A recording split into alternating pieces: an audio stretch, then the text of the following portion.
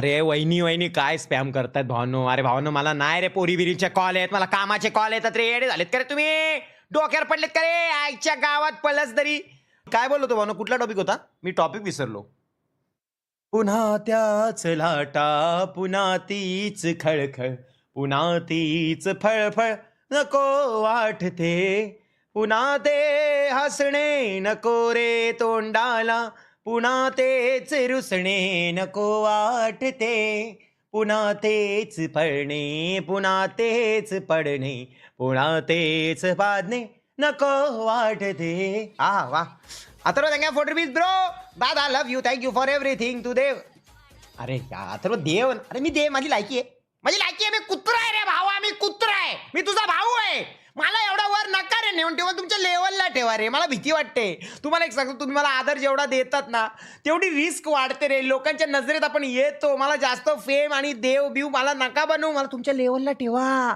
कारण जास्त इज्जत भेटायला लागली का लोकांच्या नजरेत आपण खुपतो मध्ये काय ना काय चाळे करतात. भाऊ लय त्रास आहे रे, लय त्रास आहे. नको रे नको. देव नाही भाऊ, नॉर्मल भाव भाव भाव की मी तुला भेटलो का आपण कंटिन्यू अर्धा मिनिटं किसिंग करू, काही विषय नाही. पण देव नाही, कळलं? मी तुझा भाऊ आहे. तुम्हाला मोठा भाऊ, छोटा भाऊ, मिडल भाऊ काय पण समज. जे तुला मोटिवेट करू शकतो, जो तुला समजवू शकतो, त्या मोटिवेटरला कधी देव नाही बोलू शकत आपण भावा, कधीच नाही बोलू शकत. बबलू समजला का तुला? ई बबलू नको नाव. ओ पनाती तपातो पलंबाद बिन बोगलम ताप चिंता मनोबादगा. नमस्कार डिस्कॉर्ड. डिस्कॉर्ड की पब्लिक, कसे काय तुम्ही? एकदम मस्त. बोला. नाही नाही, मी तर एकदम मस्तच आहे, काय विषय नाही. बांधिलकीचा विषय. थोडा बाकी आवाज काय? असा झोपेतून उठल्यासारखं वाटतंय पण ठीक. नाही नाही नाही नाही, माझा आवाज झोपेतून उठल्यावर ना तुमच्याशी मला असं सिरियस बोलायला आवडतं, कारण मला इंटरेस्ट नाही तुमच्याशी एवढं खास बोलण्यामध्ये.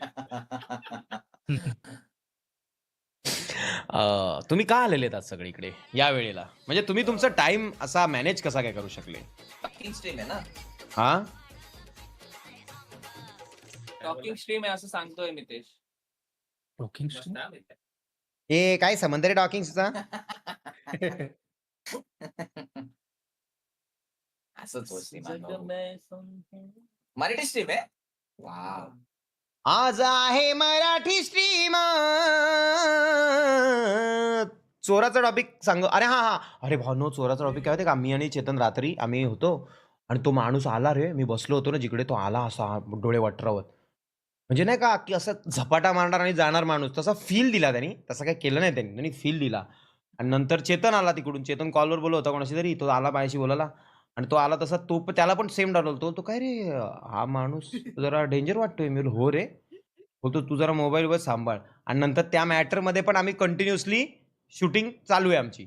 म्हणजे ते व्लॉगमध्ये शूट करत होतो आणि तो कॅमेरा काढतो, कॅमेराकडे असा रागात बघत होता तो माणूस, असा काय करेल आणि काय नाही भावा. पण मी नंतर मी ॲग्रेशन मोडला गेलो होतो, की मी आता ठरवलेलं की आता आला तर याला तोडायचा, काय विषय नाही बाई. तर मग तो गेला रे. नंतर मग त्याला कळलं की आता काय ह्याच्याकडनं काय चोरी होणार नाही, झाले सतर्क. आता हे काय ऐकायचे नाही. आणि त्यात आमचे चाळे चाललेले आणि आम्ही जवळजवळ तिकडे किती 3-4 जण तर होतो. तर 3-4 जणांमध्ये एकाच्या जरी हातात तो लागला तरी काम 25 न ब्रो. त्यामुळे मग तो गेला. त्यांनी काय चोरी बिरी केली नाही, पण तो चोरच होता असं मला डाऊट येतोय मनापासून. पण शिवन भाऊ तुम्हाला एक सांगू का? हा तुमच्या लोकांचे जे चाळे बघून आहेत ना, कुठलाच चोर तुमच्या शेजारी नाही आहे. आजूबाजू पण येणार नाही. अरे ते आहे, पण आपण बेसावत पण असतो ना चाळे करत असताना. काय मोबाईल इथे ठेवला, काही पण ठेवलं असं ठेवतो ना सर. तर मी काय सगळं पकडून ठेवलेलं भाई. मोबाईल काय नाही बाजूला ठेवलं, मी सगळं पकडून ठेवलेलं. आणि ती अजिंक्य भाऊनी चॉकलेट दिलेली, ती महत्वाची होती सर्वात जास्त मला, कारण त्याची चव बाप होती ना ब्रो. कॅमेरा पळवला असता तो पळता पळता पडला असता. बाप कळता पळता नाही, मी ना त्याचा हात असा पकडला असता आणि ही आहे ना ही कोपरी इथे आता टच डायरेक्ट तोडला असता आणि कळवळला असता तो जाम. मग त्याची गलपटी पकडून त्याला पोलीस स्टेशनला घेऊन गेलो असतो आणि जाम रडला असता तो. पण मला वाईट वाटलं असतं. पण मग त्याला हॉस्पिटल वगैरे घेऊन जायला लागलं असतं आपल्याला, कारण ते मोडका तोडका हात घेऊन तो जेलमध्ये जाईल ते बरोबर नाही ना रे. आयुष्यभर तुटेल तो. पोलीस मामा त्याची काळजी घेतील का नाही. मग पोलीस मामांना रिक्वेस्ट केली असती, त्याला हॉस्पिटलमध्ये नेलं असतं, त्याला प्लॅस्टर बिस्टर लावून परत आणलं असतं, जेलमध्ये त्याला स्थगित केलं असतं, तेवढं मी घरी आलो असतो ब्रो. 25. हा इमेजिन तो आता स्ट्रीम बघत असेल आणि तो ऐकतोय सगळे. मग काय? हे बघा चोर काका, जर तुम्ही बघत असाल, मला असा डाऊट आहे की तुम्ही चोर आहात. कदाचित तुम्ही एक नॉर्मल माणूस असाल, पण जर तुम्ही चोर असाल तर तुम्हाला हे सगळं लागू होतंय आणि जर तुम्ही कोणी चांगले माणूस असाल तर तुम्हाला लागू होतच नाही. पण तुमचं जे बिहेवियर होतं असं कुठे पण बसणं, पण अचानक उठणं, मग मध्येच म्हणजे नॉर्मल स्टेशनवरती जर मी कुठे जाऊन बसलो कोपऱ्यात, तर मी गाडी येईपर्यंत तिकडेच बसेल साधारण किंवा उठून फार तर फार गाडीची वाट बघेल. तुम्ही इथे बसले, उठले, तिथे बसले, उठले, मग इथे येऊन बसले, मग उठले, मग तिकडे चालत गेले, परत आले, मग परत तिकडे. मग तुम्ही जे चाळेकर होते ना ते बघून कोणालाही तुम्ही चोरच वाटणार दादूस. त्यामुळे माझा हा त्याच्यावरचा रिएक्शन होता. पण तरी सुद्धा मला असं वाटतं जर तुम्ही चोर नसाल तर मी तुम्हाला बोललोच नाहीये. समजलं? मी तुम्हाला बोलूच शकत नाही. विषय क्लोज. असा विषय. हा? टेन्शन मध्ये असेल म्हणून असं वागत असेल तर दादा मी तुझी लिव्ह स्ट्रीम हा आजकाल पोरं आहेत ना डिप्रेशन आणि टेन्शन मध्ये आहेत का आणि टेन्शन मध्ये वागतात भाऊ लोक अशी काय भरोसा नाही भाऊ कोणाचा. माणसाच्या लाईफ मध्ये काय चाललंय कोणाच्या काही सांगता येत नाही बाबा. नको टेन्शन आणि डिप्रेशन नका घेऊ भावांनो. आणि सर्वात महत्त्वाचं तुम्हाला सांगतो आजकाल डिप्रेशन इझी आहे आणि सर्वात डिप्रेशनचं मूळ रिझन आहे रिलेशनशिप्समुळे लय डिप्रेशन होतं.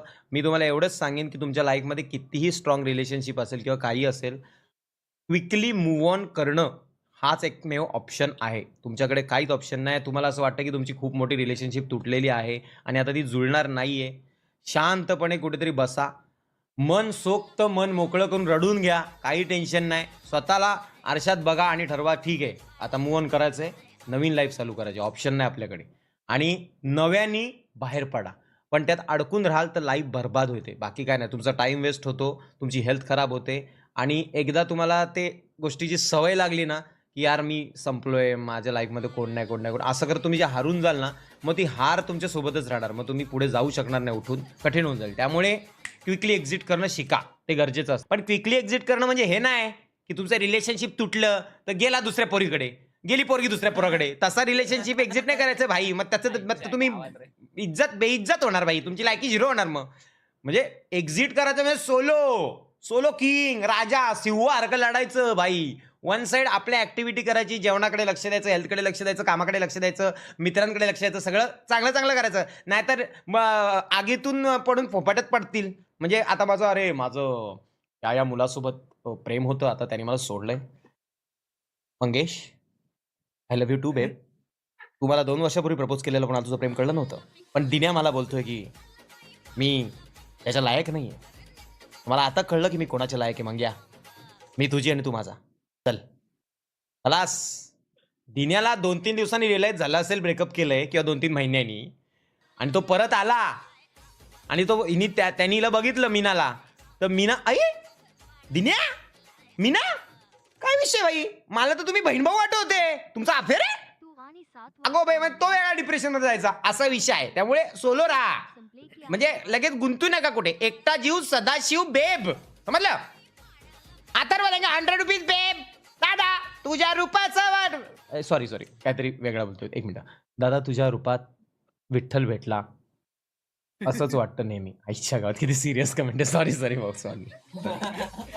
कधी कोणात देव नाही दिसला पण तू नाही, पण विठ्ठल नाही असं नाहीये अथर्व भाऊ. एवढी मोठी पदवी मला नका देऊ, मला खरंच तसं नका पदवी देऊ. म्हणजे तुमचं मोठेपण आहे, तुमचं मन तेवढं निर्मळ आहे आणि तुमच्या त्या निर्मळ मनाने तुम्ही मला बघता म्हणून तुम्हाला असं वाटतं. पण माझ्यात तुम्हाला चांगला माणूस दिसतोय हीच माझ्या लाईफमधली एक खूप पॉझिटिव्ह गोष्ट आहे. खूप प्रेम भाऊ तुम्हाला आणि लव्ह यू. आणि मी तुम्हाला सगळ्यांना नेहमी हसवत राहीन आणि नेहमी तुम्हाला जिकडे त्रास होत असेल त्या त्रासातनं मी तुम्हाला बाहेर काढत राहीन. ठीक आहे, बांधिलकीचा विषय.